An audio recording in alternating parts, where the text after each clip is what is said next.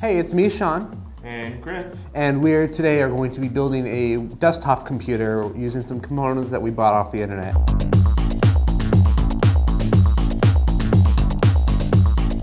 Chris, you want to talk about a little bit of what we have here? Sure. We have the basic components to create the computer. We have a video card over here. We have the motherboard, which is right here. We have a processor. This is an Intel i7 processor, and that's right there. In front of us here, we have two 8 gigabytes of RAM, which makes a total of 16 gigs. And there is the processor fan, which will be put right over here. And we also have a case, which you'll see a little bit later on. And we have the power supply, which is right here. As you can see, it's a little work that has to go with that. But anyway, we're going to be showing you the proper way to build your own computer. The benefit to building your own computer is it's cheaper and you buy the components that you need for your computer, plus it's fun. So we're going to show you how easy it is to build your own computer. So Chris here, we're going to get started and we're going to install the processor into our motherboard. So we got this little section here that we're going to just peel off, and then you can see all the connections, which very closely match up over here. Real quick, when you're buying your motherboard and your processor, it's very important that you buy the same socket type that works for the motherboard. For example, the socket type of this motherboard is an LGA 1150. If you buy the wrong socket type, it's not going to fit and you're going to waste some money. So let's go ahead and install it. So we lift up the latch. It's very important that you install the CPU carefully, because I don't know how many pins exactly are on the processor, but if you bend one pin, you pretty much ruin the motherboard. The processor here goes in a certain direction. There should be little notches across the top that match. You can see the notches up here will match up with the notches up on this section here. So we're going to go ahead and carefully set that down onto the pins. Remember, if a component doesn't fit, don't force it. That's a sign that it's not right. So notice how I just kind of let it sit in there, and now we just push down just very lightly to make sure that all connections have been made. You don't want to push too hard because then you'll bend the pins and you'll break it. Yeah. So we're going to go ahead, we're going to swing that guard down, and then there's a lock bar that kind of will secure it into place. That's this right here. Swing it down and there's a little latch that it kind of slides into. There you go. There we go. So now that we have that, we want to install our thermal compound. That'll be this here. You can get the thermal compound online. It does not usually come with the processor. In some cases, the processor will come with some thermal compound on it, but it's best to buy your own. So we're going to put, it doesn't require much because there's a lot of force that goes down onto the processor from the CPU fan. So you put probably just slightly smaller than a pea size on there. So we're going to put it right in the middle here. Trying not to go too fast. It might not look like much, but it's actually plenty of thermal compound because it really compresses and pushes it out. Before you install your CPU fan, it's very important to know where the connectors are on your motherboard, so you make sure you don't have too long of a cable stretching across the board or anything. On the board here, Chris, our setup here is the pins for our fan connectors are actually over here. Okay. There's no certain direction that the fan needs to go into. There are 4 pins that set down. Just make sure that your connector has the shortest route possible to the pins. So what we're gonna do is we're gonna... Wait, hold on a second, I have to reset them real quick. Oh, well, just... There's these little twisty knobs. I installed this earlier and to install the OS and everything, but there we go. There we go. So I'm gonna turn it this way, figuring that we'll be able to bring this right around the corner here. And I'm gonna just very gently put that in there. There we go. So yeah, once all the pins have been lightly set down, you're just going to go ahead and push all the corners down until they clip. As you may be able to hear here, they clip down.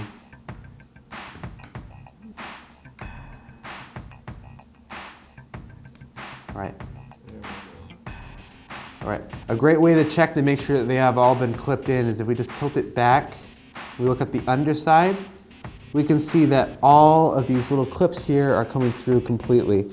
There's a plastic outside and a black plastic inside. It's important that that black inside pin is all the way through. If it's not, you don't have a solid connection. You just want to make sure, but that looks perfect. Every time. Every time. So now what we're going to do is we're going to go ahead and we're going to flip it around this way so you can see the fan connectors. Yep. Now all these, motherboards usually have several different places you can put fans. Though this one has a certain place for the CPU fan. So the CPU fan one right here is this one. It's not labeled, but it's there.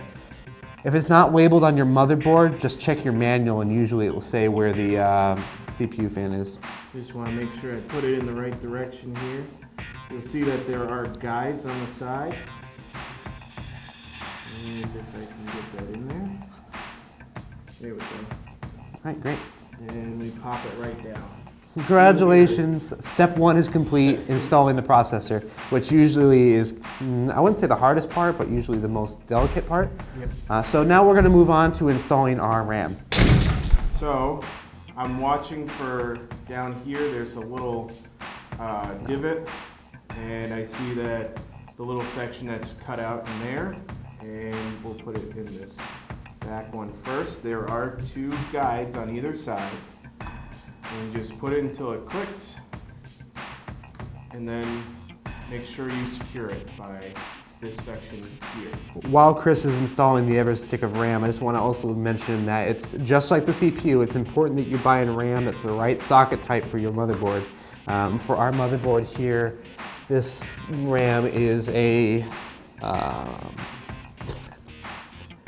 1600. And there's also different types of RAM speeds. You have DDR through DDR3, 4, or 5. But make sure that when you're buying your components that you buy the right speeds. These are DDR3 1600. Now the last component to go on the board would be the video card, which we aren't going to do just yet because it's a heavy card and we don't want to break the board, and there's some notches in the case that it fits into. So we're just going to set that aside for now. But I do believe that we are ready to put it into the case. Okay, so now we're ready to go ahead and start building the computer into the case. This specific case has a door that hinges open. Some cases have one that slides off. They're all different, but for this one it hinges open, and just to keep it out of the way we can take it off the hinges. Chris, before you take that away, do you want to do the honors of taking off the protective film from the window? Why, certainly. Oh, I don't know about you guys, but that's my favorite part. So yeah, that's that. So as we can see down in here, it's empty. We're going to put the case, the motherboard down into this. There's screw holes that are positioned around in the case. There's 3 different types of motherboards. There's ATX, Mini ATX, and Mini ITX. It's important that when you're buying your case that you know that the case is sized appropriately for your motherboard. Pull off the side here so we get more light inside. Yeah, it's kind of dark in there. There we go. Okay, cool. So what we're going to do now is we're going to we need what's called an I/O shield. So I'm going to grab our motherboard box here. There's a thing called an I/O shield that goes right in here. The I/O shield you'll see in a moment, but right now it's just a big empty rectangle. We're going to grab the I/O shield out of the box here.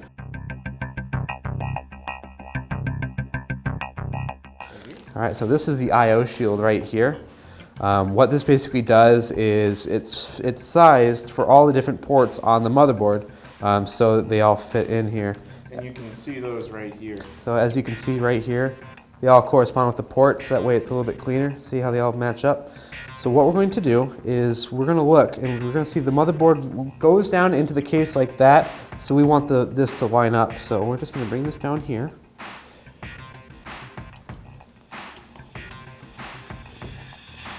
And it just should just pop right in there.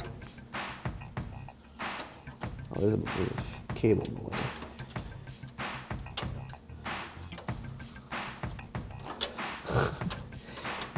It's an awkward angle, just work with it. Again, if something doesn't fit, don't force it because you're probably breaking it. Which I'm not breaking it, it's just gonna do a jump cut or something. Yeah, so if it's kind of a struggle to get in there, it's okay. Just keep going. Don't force it, but make sure you're doing it right. All right, so now what I'm going to do is I'm going to lower the motherboard into the case here. So we're going to be gentle about that. I know that the CPU fan is secured strongly to the board, so I'm just going to grab by there. I'm going to just gently lay it down in here. Again, avoiding any cables to make sure we're not pinching anything. So we're going to go into this really nice little screw case that this case came with. Yep. And we're going to find the screws for the motherboard, which honestly, there's a lot of stuff in here. Oh, I'm going to find the manual to find out what screws for.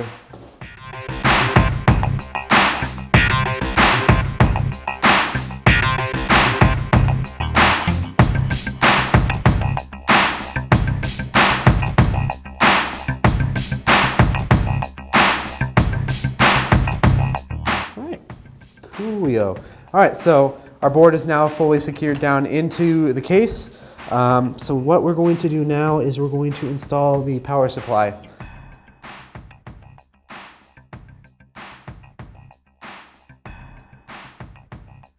So also another thing on this motherboard, power supply, the fan is on this side, and we always want the fan, as you can see, there's a vent cover here. Right there's a vent cover. We want the fan to be right there for the vent so there's proper dissipation of heat. So I'm gonna make sure the fan on that side. So there's 4 screws on this power supply, and they will match up with these different screw holes on the side.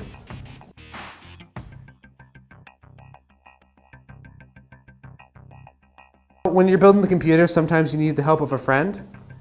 Yeah. I use the term friend lightly. Aww. Ooh, I'm sorry, that hurt. That kind of hurt a little bit. All right, so as you can see here, there's these holes that line up. You see them there? Yeah, I got 2 of them.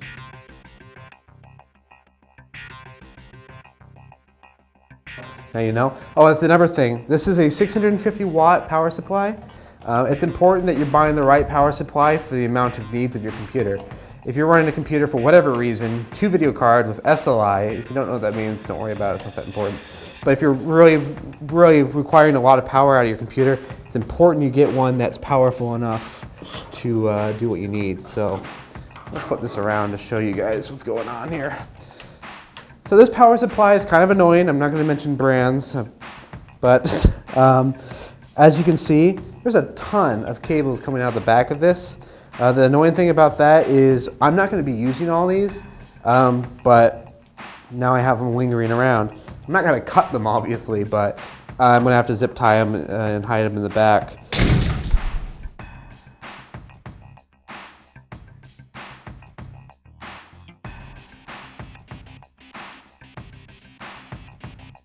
So we're just going to go ahead and we're going to put that down in there. All these connectors are different, like squares and ovals and triangles, so they should all fit just right. If it doesn't fit, don't force it. There, so that's in. Right there, that's where that one goes. But all these things are labeled here. I don't know if you can see that. Power switch, reset switch, and HDD LED, which means hard drive LED. So whenever there's hard drive activity, it will blink. We're going to go ahead and put the power switch down the power switch port. This thing is not long enough to stretch, so I'm going to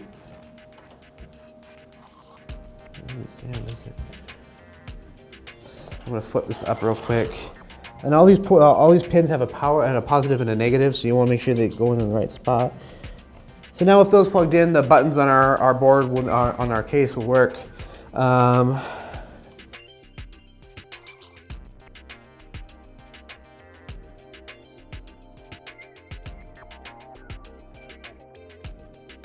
Now, if you have 2 video cards of the same type, usually your video card will come with a cable that allows you to what's called SLI.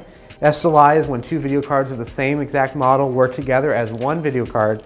As you can see here, this is the cable that you would use, and they would go right next to each other. But we are not doing SLI here because that's expensive. And for what we need right now, it doesn't really need it. Yeah, okay. So we are almost done. We got the video card in. We still have to put the hard drive in. So Do you want to put that back in what now? is this for anyway? On this case, the hard drives, oh man, that's bright. You're welcome. The hard drives go right down in here. Ooh, look at that. There's these little trays that the hard drive can sit in. I like these trays because they don't require much tools. These little things on the side, they pop off and hinge. Ooh, that's cute. Cute, not cute. So those hinge off, and then this hard drive goes in like this. And then we're just gonna make sure that the holes line up, which they do. Pop, pop, pop, pop. So now, if I hold it like this, it shouldn't fall out. Watch it fall out. It doesn't fall out. So what we're gonna do is we're gonna take it. Before I put it in, I'm just gonna put our connectors on. So this is the data cable that we plugged into the motherboard. It's upside down. Yeah, that goes in like that. And then we're gonna find the SATA cable in the mess of cables over here. This is the power cable for SATA. There it is. I'm gonna untangle it. Cool. I'm gonna take this power connector right here and oh my god.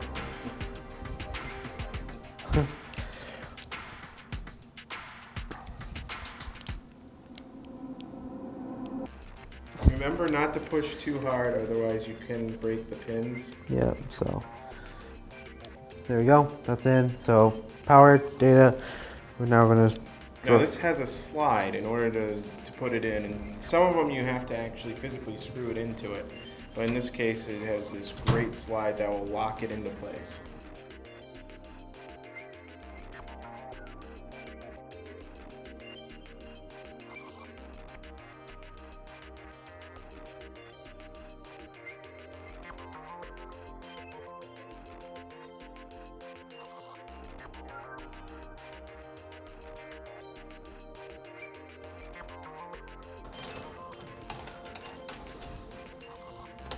So we're gonna go ahead and close the case back up here. No, that's not gonna work. Oh, Worked just fine. cool. All right, so that side is back on. Looking over at our parts, I don't think we forgot anything. So I'm gonna flip it back up on its end here. I'm gonna put this part that I accidentally popped off earlier back on. Another thing is, most components come with these little stickers on here. This is an Intel and then the motherboard sticker. It's not necessary at all to put it on there, but I think these looked cool. There were In some cases, you may need to put it on the actual pieces due to end user agreements. Oh yeah. Just looking real quick to make sure that everything is out of fans. Nothing's in the way of the fans. Everything is plugged in. There's no loose connectors that should be plugged in anywhere. I think we're good to close this thing up. So I'll take all of this for now. So we're gonna go ahead and close this up. But anyway, that's it. That's how you put together a desktop build. Plug it into the monitor, keyboard and mouse. If you're getting beep codes, usually you can refer to the manual and figure out what that means. And again, if you're still having problems, go to an online community and maybe they can help you out. But anyway, that's it from us. I'm Sean. I'm Chris. And that's how you build your own desktop computer. Thanks for watching.